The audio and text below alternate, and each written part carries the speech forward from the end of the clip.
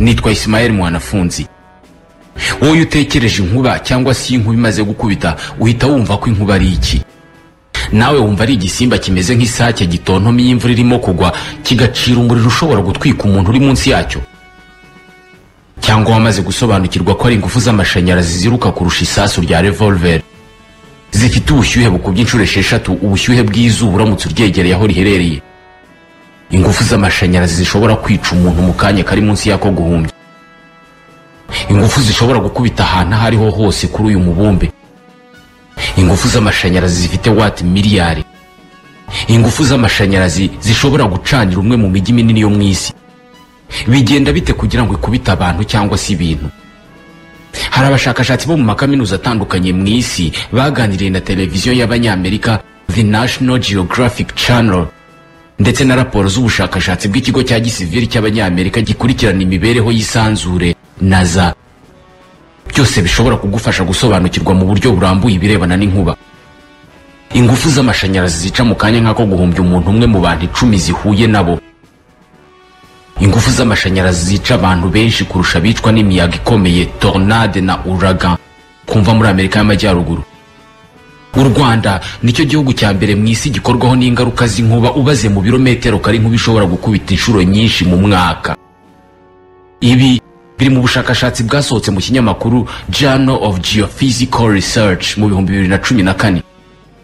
Iyi ni imirabyo bifite ubushyuhe bwa °C 29,700. Ubu ni ubushyuhe bwashongesha urutare. Ariko ntabwo u Rwanda ari cyo gihugu inkuba ikubitamo ahantu henshi kandi kenshi mu mwaka, kuko Repubulika ya Demokarasi ya Kongo niho hantu hakubitwa n'inkuba kenshi kandi gakubita ahantu henshi hanini mu mwaka. Muri Repubulika ya Demokarasi ya Kongo inkuba ikubita kurusha ahantu hose wakandagira mu isi. Hari uduce muri iki gihugu inkuba ikubitamo inshuro zirenga 120 mu kilometero kare kimwe kandi buri mwaka. Agace ka Kongo abashakashatsi bahamije ko ariko inkuba zisa n'izituriyemo ni hafi y'umupaka wa Repubulika ya Demokarasi ya Kongo na Zambia. Hano kugira ngo abashakashatsi bapime neza ingano y'imirabyo iharabya bakoresha kuma bita capteur sonore kavuza amajwi iyo hari umurabyo urabije. Ubundi mu bihe bisanzwe by'imvura inkuba ikubita inshuro 2 mu munota. Hano muri Repubulika ya Demokarasi ya Kongo capteur sonore ishobora gusona inshuro 60 mu munota, umurabyo buri segonda. Buri mwaka mu isi harabya ya mirabyo ikomeye ishobora gutwika ibintu igera kuri miliyaridi 1 na miliyoni 200. Ababaza imirabyo yateza ibibazo yonyine. Izi nshuro uzigabanije n'iminota 525,600 igize umwaka, uhita ubona ko buri munota mu isi haba harabije imirabyo 228. Iyi uyikubye 30 uhita ubona ko iki kiganiro kiza kurangira mu isi harabije imirabyo 6,849. Iyi ni imirabyo iza kugira ingaruka ku bantu n'ibintu hirya no hino mu isi muri iyi minota 30 tugiye kumarana. Mu mwaka wa 2015 mu kwezi kwa 9 ku itariki ya 3 mu Rwanda hapfuye abantu 13 bo mu turere dutandukanye tw'igihugu, bose bishwe n'inkuba yabakubise. Iki gihe inkuba yari yakubise abantu 65 mu gihugu cyose. Iki gihe akarere ka Karongi konyine kapfushije abantu 8. Imibare ya Minisiteri ishinzwe ibiza mu gihugu igaragaza ko mu 2011 mu Rwanda hapfuye abantu 120 bishwe n'inkuba, hakomereka 280. Mu 2014 inkuba yishe abanyarwanda 45. Inkuba yica abandi. Kenshi mu mvura mbere yuko twumva iturika tubanza kubona umuriro mu kirere, kenshi waka mu ishusho y'igiti cyangwa se umuzi w'igiti muremure cyangwa igisa n'isaduka ry'ikirere riba mu kanya nk'ako guhumbya ku muvuduko w'ibirometero miliyoni 90 mu isaha. Umurabyo tubona uba ufite umuvuduko w'ibirometero 25,000 mu isegonda.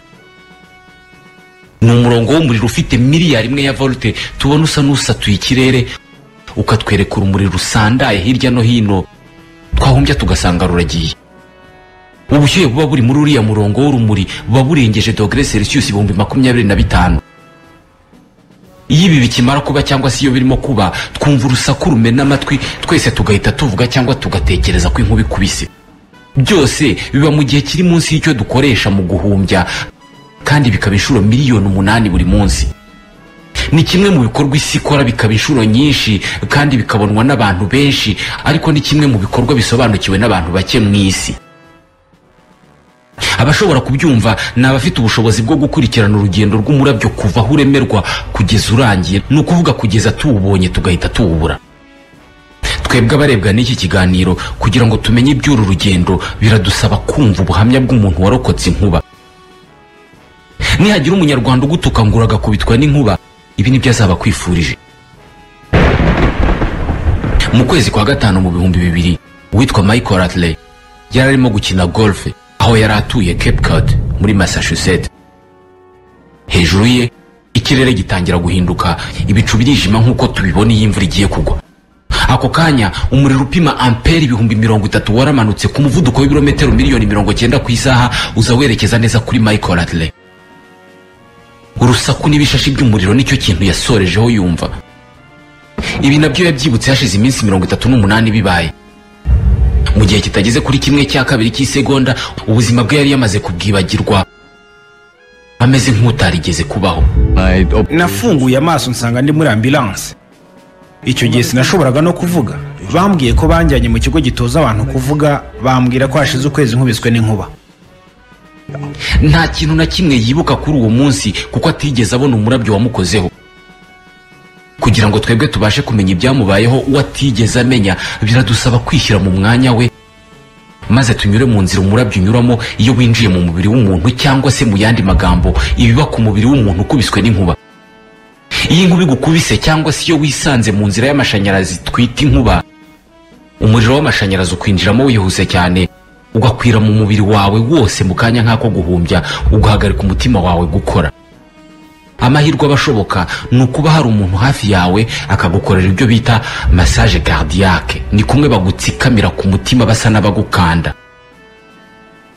Ubutabazi bwa vuba iyo bukugaruye mu buzima uhita wongera guhumeka, ariko umuvuduko umutima wawe utereraho uba wahindutse. Mu kanya kamwe utera wihuta, ubundi ugatera buhoro. Biba bikenewe cyane kwihutira kwa muganga. Dr. Marianne Cooper ushinzwe ubushakashatsi ku ngaruka zo gukubitwa n'inkuba muri kaminuza ya Illinois muri Chicago avuga ko impamvu ya mbere itera urupfu rw'umuntu wakubiswe n'inkuba ari uguhagarara k'umutima. Iyi nkuba igukubise, umuriro w'amashanyarazi unyura mu nzira zose zishobora gutuma umuriro utambuka mu mubiri wawe. Ahantu ugera bwa mbere ni mu cyo bita système neuro-végétatif. Ni uruhurirane rw'ingingo cyangwa se ibice by'ubwonko bituma dukora bimwe mu bikorwa bitadusaba kubitekerezaho, nko guhumeka, guhumbya, gutera k'umutima. Umuriro w'inkuba uhera muri ibi bice ukanyura mu rutirigongo. Kuba uyu muriro wihutira mu bice bitadusaba ingufu cyangwa se ibitekerezo ngo bikore, niyo mpamvu umutima uhita uhagarara ako kanya. Iki ni igice cya mbere kibiba ku mubiri w'ukubiswe n'inkuba. Mu gice cya kabiri n'icya gatatu, amaraso n'inyama biba byuzuyemo amaside n'ibindi bimenyetso by'ubutabire bya ngombwa ku buzima bwacu biba byamaze guhinduka amashanyarazi. Byose byiteranyije bihita bihumurira inzira unyuramo mu rwego rwo kwirwanaho ngo ubirekure. Bitewe n'uko inzira zose z'umubiri zerekeza ku mutima, umuriro wose wari mu mubiri uhita wigira mu mutima. Iyo ubashije kurokoka ibi, usanga umubiri wawe wuzuyeho ibikomere ahantu hatandukanye bishobora kuba byanangije imwe mu mitsi, bikanatera kugagara bimwe mu bice by'umubiri wawe, cyangwa se paralizi y'igihe runaka cyangwa ya burundu. Iyi niyo mpamvu hari abantu barokoka inkuba bikaba ngombwa ko bamara iminsi bakorerwa ibyo bita rééducation, cyangwa se gusa naho bakwigisha bundi bushya ibintu bimwe wari usanzwe uzi nko kugenda cyangwa kuvuga. Iyi nkuba igukubise, wa muriro w'amashanyarazi ukaba waje ugahingukira ku mutwe. Igice cya mbere cyo ku mutwe ubanzamo ni amaso, bikaba byanakwangiza igice cyitwa retine, umuntu akaba yatakaza ubushobozi bwo kubona. Ku ruhu rwawe rero hazaho ibyitwa figure de Lichtenberg. Ni amabaraza ku ruhu, akaba ameze nk'amashami y'igiti bitewe n'ubushyuhe bwabereye imbere mu mubiri. Umuriro uba watwitse udutsi duto cyane two mu ruhu tuzwi nka capillaire, bigatuma aho tunyura hose hishushanya ikintu kigaragara inyuma ku ruhu. Hashobora kuza igishushanyo kimeze neza neza nk'icyo tubona umurabyo ukora mu kirere iyo urabije. Ibi ni ibigaragara inyuma bishobora no gushira, ariko iyo wakubiswe n'inkuba igusigira ubumuga bw'imbere ku buryo hari ibikorwa ubutagishobora gukora. Ibi biterwa nuko hari neurone cyangwa se tumwe mu tunyangingo tw'ubwonko tuba twarangijwe n'ubwinshi bw'amashanyarazi aba yaragukubise, noneho imwe mu mikoranire yatwo igatakara. Izi ngaruka zibasira cyane bimwe mu bice by'ubwonko kurusha ibindi, nk'uko Dr. Keith Talbot, umuganga wo muri kaminuza ya Illinois muri Chicago, abivuga. Ingaruka zikomeye zigaragara cyane mu gice cy'ubwonko cyitwa lobe temporale cy'ibumoso, aricyo gifasha umuntu gusobanukirwa ibyo amaze gusoma, ariko ntabwo tubona ingaruka mu gice cy'ubwonko gifasha umuntu gusobanukirwa ururimi ruvuzwe. Bivuze ko umuntu wakubiswe n'inkuba aba afite ibyago byo kwibagirwa gusoma, cyangwa se wamubwira ikintu gisanzwe agatinda kucyumva. Niba umubwiye ngo mpereza iyo karamu, akamara umwanya yibaza ikaramu icyo ari cyo.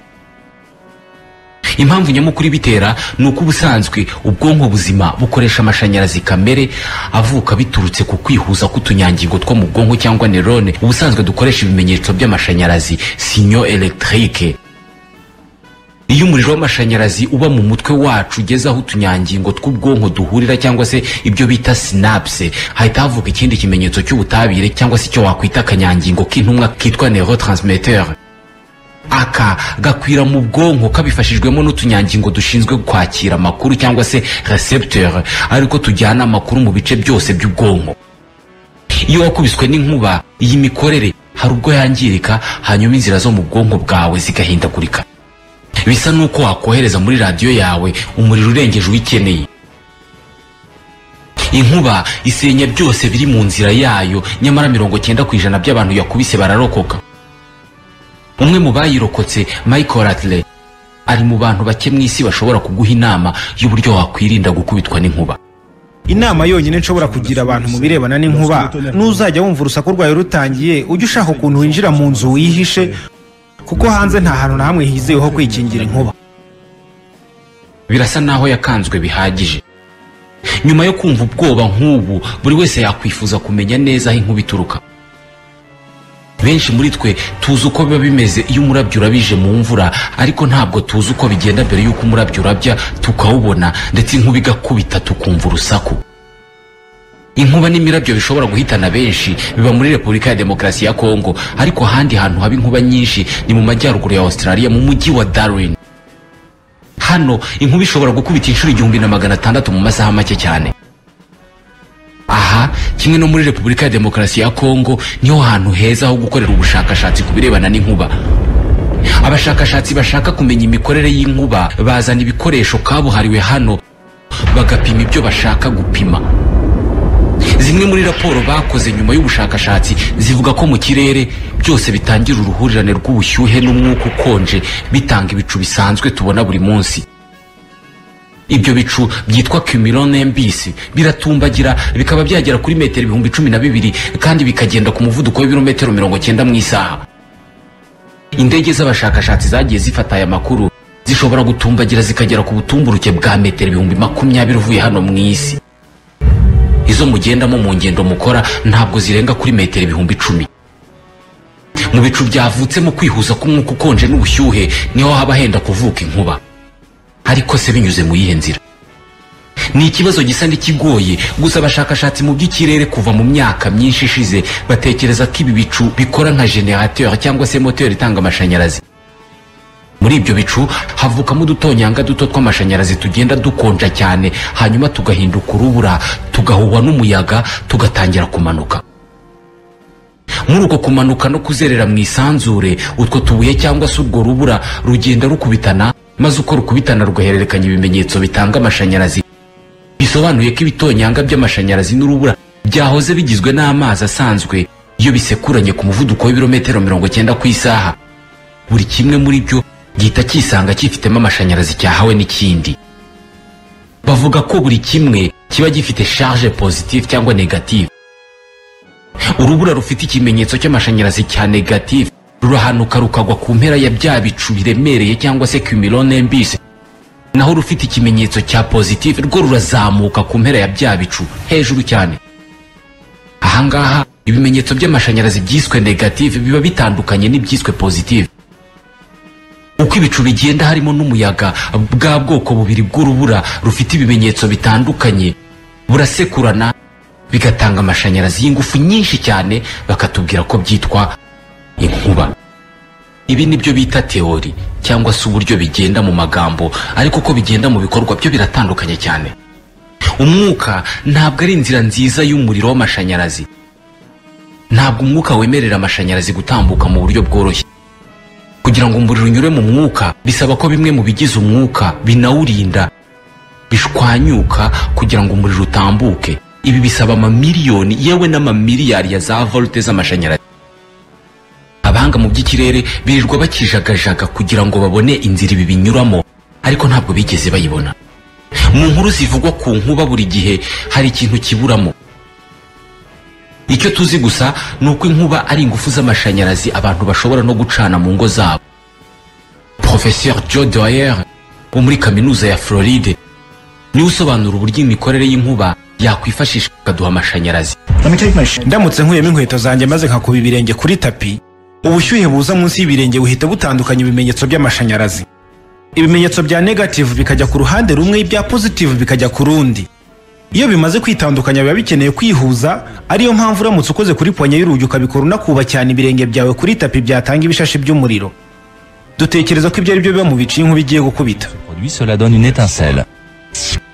Bisaba volt 25,000 kugira ngo wohereze umuriro w'amashanyarazi ahantu runaka mu ntera nto cyane. Nyamara imirabyo ishobora kugaragara tukayibona iturutse mu birometero 180 mu kirere. Kohereza umuriro uvuye mu ntera ingana itya unyura mu mwuka usanzwe ari imbogamizi mu kure ku muriro ngo utambuke bisaba amavolt abarirwa mu mamiliyoni. Impamvu abahanga batazi byinshi ku nzira zinyurwamo ngo habeho inkuba nuko yari amashanyarazi menshi cyane utapfa kwegera ngo ukore ubushakashatsi. Izi ngufu cyangwa se ubu bwinshi bw'amashanyarazi yitwa inkuba nibwo butuma tubona umurabyo. Muribuka umwuka ntabwo ari inzira nziza y'umuriro w'amashanyarazi. Abazi ubutabire bavuga ko atari bon conducteur de l'électricité. Nyamara niwe ufasha umuriro witwa inkuba kugera ku isi ugasenya icyo uhuye nacyo cyose. Joe Dwyer wo muri kaminuza ya Floride wavuga ko kugira ngo habeho inkuba bigirwamo uruhare n'ibice by'inyenyeri zapfuye.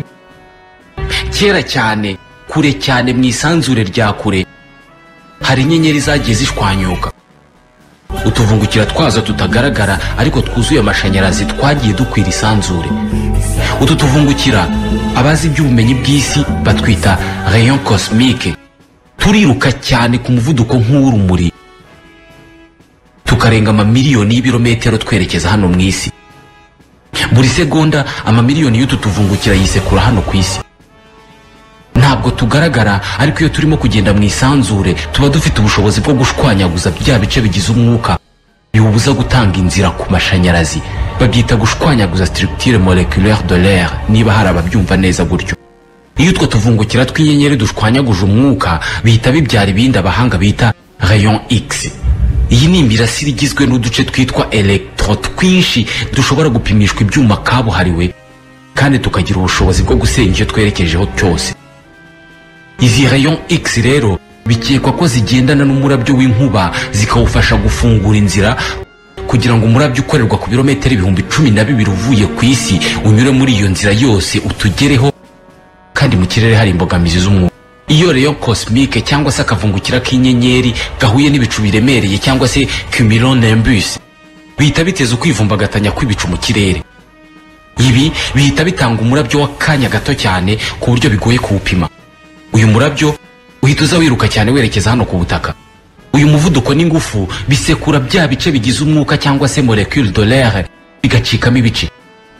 Ibi ikibivamo nuko mu by'ijana by'isegonda umwuka uhita uhinduka inzira cyangwa se umuhanda w'umuriro ugafungura inzira yerekeza ku isi, ubundi inkuba igakubita.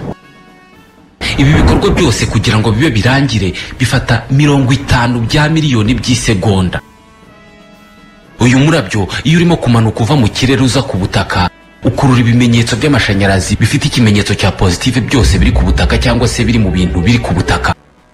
Inshuro nyinshi izo ngufu ntabwo zihura, ariko iyo zihuye amamiliyoni y'amavolte y'umuriro aturutse ku butaka naturutse mu kirere bisekuranira hagati y'ibicu n'ubutaka. Iki gihe inkuba n'umurabyo ubona bisa naho bibereye imbere y'amaso yawe neza neza. Inkuba muri iki gihe ibikubise izamuka kimwe nuko kenshi tuzi ko inkuba ikubita imanuka. Uku guhura kw'izi ngufu bishobora kubera ahantu henshi icyarimwe, ariyo mpamvu uzumva urusaku rwomongana inshuro zirenze imwe, ariko bikaba mu kanya gato cyane, kandi ibi byose biba inshuro zitari munsi ya 8 miliyoni buri munsi, bikaba inshuro 100 buri segonda ahantu hatandukanye mu isi. Ukurikije teori cyangwa se ibitekerezo bya Professeur Doyer, hari isano ya hafi hagati y'umurabyo tubona mu mvura n'ibice by'inyenyeri zagiye zipfira mu isanzure mu myaka amamiliyoni ashize. Mu kumenya ibiba mbere y'uko inkuba ikubita, ababifitiye ubushobozi baba bafite amantene y'amaradiyo abafasha kumva ingano y'imirabyo iri mu kirere mu gihe runaka. Baba bafite amaradiyo afite ubushobozi bwo kumva inkuba n'umurabyo uwo ari wo wose ubaye mu isi. Iyi mpamvu ifitanye isano ya hafi no gusamira cyangwa se gukorora wumva muri radiyo yawe iyo umurabyo urabije yawe. Ni ugukorora guturuka ku munara inyakiramajwi yawe irimo gukoresha mu kuvuga mu gihe imvura irimo kugwa. Twakurikiye iremwa ry'umurabyo n'inkuba mu kirere, inzira binyuramo ngo bigere hasi, ndetse n'ingaruka bigira ku cyo bihitanye. Reka turebe noneho umumaro inkuba ifite ku buzima bwacu uyu munsi. Birashoboka cyane ko iyo hataza kubaho inkuba, ubuzima bwacu butari kuba bumeze uko bumeze ubu. Kugira ngo tumenye ukuri kuri ibi, nabwo biradusaba gusubira mu isanzure ku nshuro ya nyuma, twongere tugaruke ku rugendo inkuba ikora mbere yo kutugeraho. Mu ntambara yo gutita, abanyamerika bagize operation bise Starfish Prime, yari igamije gukora ubushakashatsi mu isanzure ngo barebe ingaruka zaba mu kirere cyacu habaye intambara irwanisha ibitwaro bya nucleaire. Ku itariki ya 9 z'ukwezi kwa 7 mu 1962, bohereje igisasu cya nucleaire cyapimaga megatoni 1.5, bacyohereza mu rugendo rw'ibirometero 400 hejuru y'inyanja ya Pacifique. Iturika ryabereye mu cyo bise Ceinture de Van Allen, ni agace kari mu kirere kameze nk'umukandara cyangwa se ahantu ntarengwa huzuye imirasire y'ubumara ityaye cyane. Uhageze yagushwanyaguza cyane. Iyi ni imwe mu ngingo zishingirwaho bavuga ko nta muntu wigeze agera ku kwezi kuko nta kintu na kimwe cyarenga aho hantu. Ceinture de Van Allen. Aka ni agace kameze nk'uruzitiro, kakaba imbogamizi ikomeye ku bantu bagenda mu isanzure no ku byogajuru byabo bitewe n'imirasire ikazihari. Ceinture de Van Allen mu kigo cya NASA cyitwa Goddard Space Flight Center hafi ya Washington DC, Jim Green amaze igihe apima ingano y'imirasire iba muri Ceinture de Van Allen. Ni agace kabi cyane kuzuyemo ibyago, kuko imirasire yaho igenda yiruka cyane ku buryo uhageze yakwihutira kukwinjira mu mubiri, ndetse yaninjira mu cyogajuru cyahagera cyangiza ntikizongere kugenda mu isanzure. Iyi niyo yaturikije ogive nucléaire cyangwa se igisasu kirimbuzi cyo muri Starfish Prime abanyamerika bari bohereje hejuru ya Pacifique mu 1962. Gusa iki nacyo kimaze guturika, nacyo ubwacyo cyohereje indi mirasire muri uwo mukandara cyangwa se muri ako gace, maze ingano y'iyo mirasire iriyongera cyane, isandaguza wa mukandara w'imirasire usanzwe umeze nk'uruzitiro rutarengwa. Icyaje gutangaza abashakashatsi ba NASA nuko nyuma y'ibyumweru 3 wa mukandara wari wamaze kongera kugaruka, ufite imirasire ingana neza nuko yanganaga mbere y'uko igisasu cyo muri Starfish Prime cyaturikira. Gushwanyaguzwa n'igisasu k'uyu mukandara w'imirasire y'uburozi byagaragaje ko uyu mukandara atari igitangaza cyangwa se atari ikidakorwaho nk'uko abashakashatsi bamaze imyaka babyizera. Ibi aho bihurira n'inkuba nuko iyi imvura irimo kugwa mu kirere haba hari imirabyo myinshi cyane. Ntabwo imirabyo igaragara nk'umuriro mu kirere gusa, ahubwo iranumvikana mu majwi. Uzumva radiyo yawe ikorora cyangwa se wumva amajwi abangamira amajwi asanzwe igihe cyose hazaba hari imirabyo mu kirere. Mu 2005 nibwo itsinda ry'abashakashatsi ba NASA batangaje teori nshyashya yavuye mu bushakashatsi bakoze ku mukandara cyangwa se Ceinture de Van Allen. Bavumbuye ko mu gihe kitageze ku isegonda rimwe nyuma y'uko inkuba ikubise ku isi, onde cyangwa se imitingito y'umwuka yoherejwe n'imirabyo imaze gukubita ihita igera kuri wa mukandara w'imirasire wiswe Van Allen. Iyi mitingito ikomoka ku mirabyo ihahurira na ya mirasire isanzwe kuri wa mukandara ndetse n'utuvungukira tw'inyenyeri zapfuye twose twifitemo ingufu z'amashanyarazi. Iyi mitingito ikomoka ku mirabyo ihita imera nk'ikubuye wa mukandara, twatuvungukira tw'inyenyeri na ya mirasire byose bikavaho bikamera nk'aho habonetse inzira. Iki ni ikintu cyiza cyane inkuba cyangwa se imirabyo y'inkuba ibikoze, kuko iyi mirabyo iramutse idakubuye umukandara wa Van Allen hagumamo imirasire ihafunze ku buryo icyitwa icyogajuru kitahagera.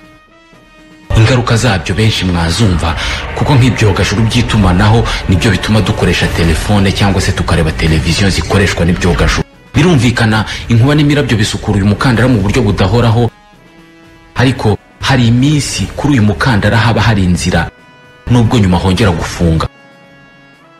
Abashakashatsi kuri iyi ngingo bo bamaze kwemeza neza ko hatari inkuba ubuzima tubamo uyu munsi bwahinduka, kandi bugahinduka bujya habi.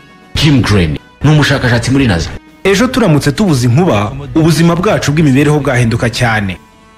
Inkuba ni kimwe mu bintu by'ingenzi bigira uruhare mu buzima bwa hano ku isi. La vie sur Terre. Really contribute to life on Earth. Nyamara kuva mu mamiliyoni y'imyaka, inkuba yatuye mu mitwe yacu nk'ikintu kibi bitewe n'uko ibikorwa byayo tubona nta cyiza kirimo. Gusa uyu munsi bitewe n'ikoranabuhanga ririho, bisa naho ari cyo gihe kitigeze kubaho cyo kuyimenyaho byinshi, ariko uko abantu bayitubwiraho byinshi niko tuyimenyaho ibyo tutigeze no kwikekaho. Ikidufitiye akamaro kanini muri ibi ni ukwirinda ingaruka zayo kuri twe. Ariyo mpamvu abasobanukiwe neza iby'ikirere n'uburyo inkuba ikubita bashyizeho amategeko ya ngombwa yo gukurikiza mu bihe by'imvura. Bavuga ko ijwi rigenda ku muvuduko mucyo ugereranije n'urumuri. Iyi niyo mpamvu mu gihe cy'imvura tubona umurabyo mbere yo kumva urusaku, nyamara biba byahagurukiye rimwe. Basaba ko igihe cyose uzajya ubona umurabyo hanyuma ukumva ijwi ry'inkuba mu gihe kitarenze amasegonda 10, ibyiza washaka uko ujya mu nzu, kuko imvura iba irimo inkuba nyinshi kandi iturika ryazo riba ribera mu kirere cya hafi cyane. Mu nzu aho kwihisha inkuba hagomba kuba kure y'amadirishya. Mu gihe imvura irimo kugwa, ibyiza ni ukwirinda ahantu harangaye nko mu bibuga bakiniramo. Kwirinda kujya ku bisenge by'amazu cyangwa se kujya hanze y'inzu igihe uri mu igorofa, cyangwa se kujya hafi y'ibyuma birebire nka bya bindi bateruza ibintu iyo bubaka amagorofa. Kwirinda kujya hafi y'ibidendezi by'amazi cyangwa za pisine zo hanze mu gihe cy'imvura, mu gihe imvura iri kugwa. Mu gihe cy'imvura nyinshi, iyo twumvise inkuba n'imirabyo myinshi, kenshi turikanga, hakaba nk'umuntu ushobora gusimbuka cyangwa se akaryama hasi. Abahanga basaba ko uburyo bwo kwitabara cyangwa se kwihisha imirabyo yagira ingaruka mu gihe uri mu mvura kandi uri ahantu harangaye, ni ukwicara ugasutama wegeranije amaguru, maze amaboko yawe ukayashyira ku mutwe ku buryo uba upfutse amatwi yawe neza, kandi umutwe ukawumanura hasi kure hashoboka. Babuza abantu kuryama hasi ngo barambarare.